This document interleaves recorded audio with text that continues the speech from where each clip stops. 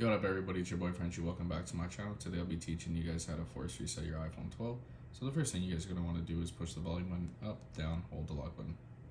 Continue to hold the lock button until you see your phone turn off. Once it turns off and you see the Apple logo, you can then release. Also, make sure you subscribe to the channel.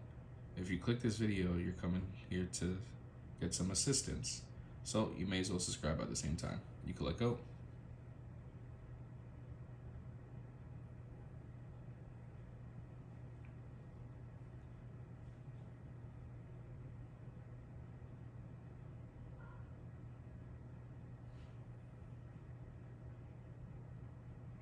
There you guys go.